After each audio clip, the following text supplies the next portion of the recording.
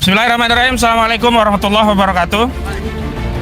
Pertama, kami ingin sampaikan kepada seluruh umat Islam Indonesia, mudah-mudahan apa yang kami lakukan ini mewakili sikap batin daripada umat Islam yang hari ini tentu saja punya kesatuan pandangan seperti yang akan kami sampaikan, namun ada uzur. Nah, kami karena ada di jantung ibu kota, kami menyampaikan aspirasi ini dalam rangka untuk menggugurkan kewajiban dalam Islam, yakni amar ma'ruf nahi mungkar.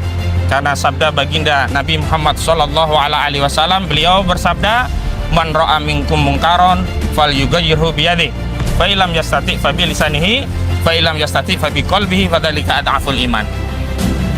Jadi karena ada kemungkaran ya, jadi kami datang untuk menyeru kepada al-khair, dakwah dalam kerangka untuk mengingatkan.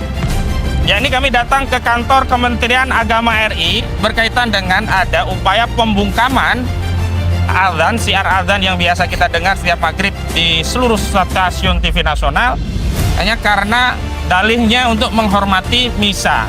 Semestinya yang harusnya menghormati itu misa, menghormati azan.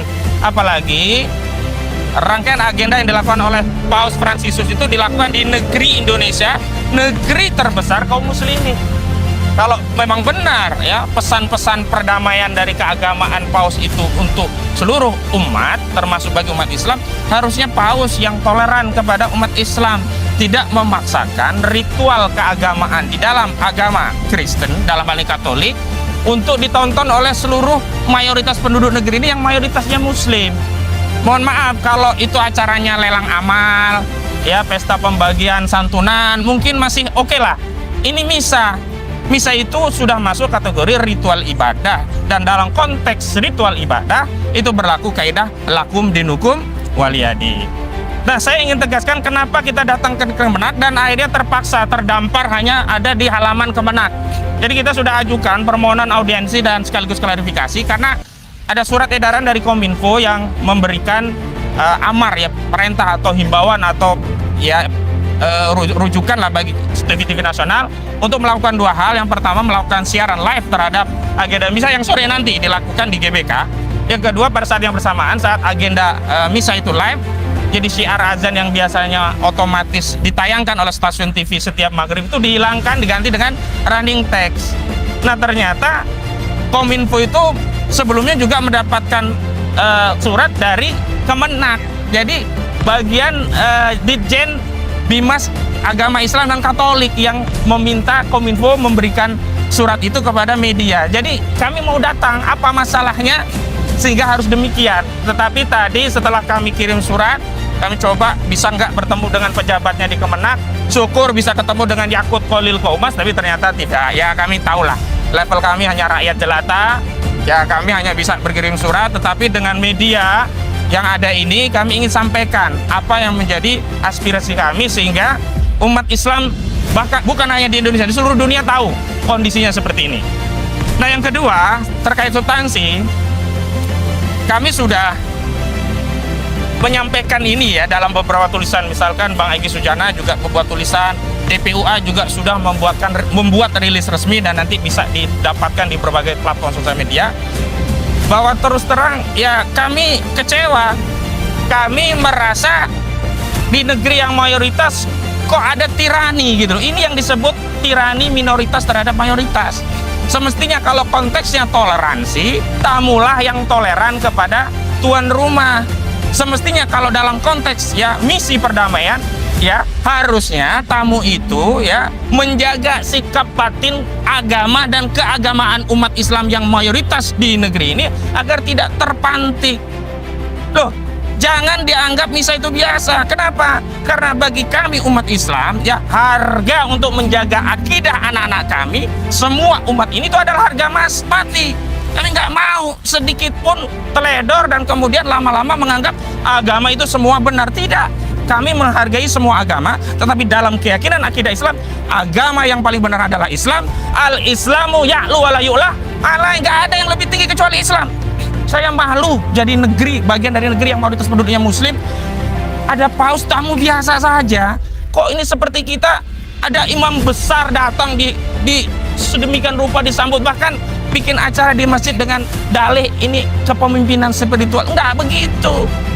Memang Rasulullah dulu ada orang kafir ditawan, boleh ditaruh masjid, waktu itu di tali, ya, di salah satu tiang masjid. Dalam rangka apa? Biar mendengar Al-Quran, agar siapa tahu bisa ada hidayah masuk Islam.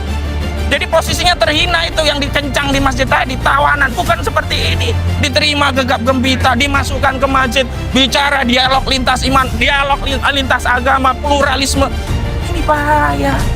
Kenapa dalam Islam itu masalah akidah harga mati? Karena setiap orang yang akidahnya keluar dari Islam atau murtad, hukumannya dihukum mati. Karena itu bagi kami umat Islam, menjaga akidah umat kami, agama kami, itu harga mati. Ini yang harus dipahamkan oleh Kemenak, ini Kementerian Agama atau Kementerian PKI ini.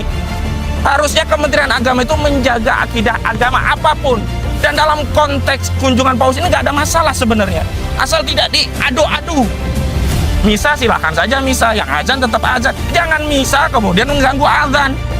Jangan misa diglorifikasi, di-live-kan ke seluruh warga Indonesia. Padahal mayoritas kan negeri ini negeri muslim terbesar gitu loh.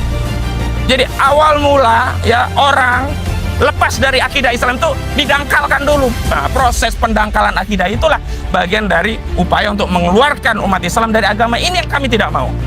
Selanjutnya saya ingin tegaskan kepada Presiden Joko Widodo. Astagfirullah, rasanya baru sekarang ya terjadi yang seperti ini, penodaan agama.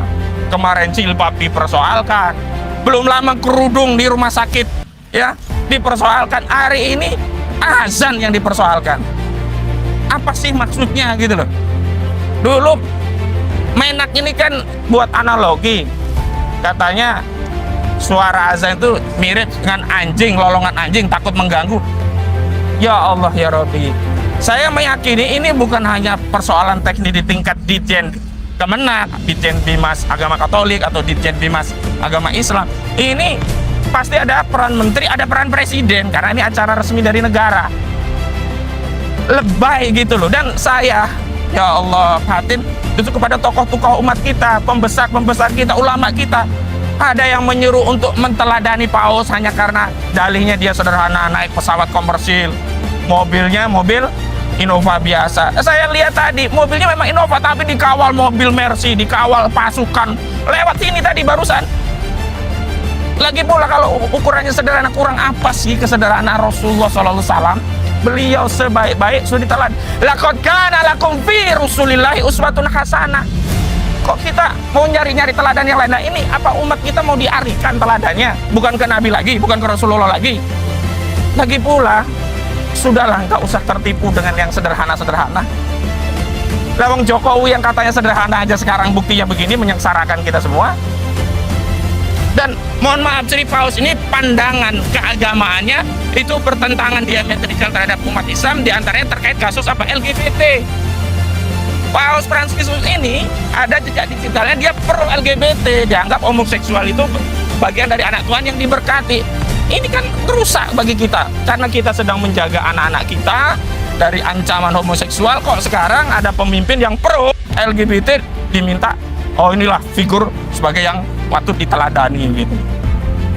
Nah, kenapa sih terakhir ya kita tetap datang ke sini, tetap kompres, walaupun dalam tanda petik ditolak, atau mungkin kalau mereka nggak takut sih mau diusir, cuman nggak berani juga ngusir karena ini hak konstitusional. Kami ini hanya ingin menggugurkan amar ma'ruf nahi munkar, maka akan diturunkan adab, dan adabnya itu akan mengenai kita semua, nggak dipilih-pilih lagi.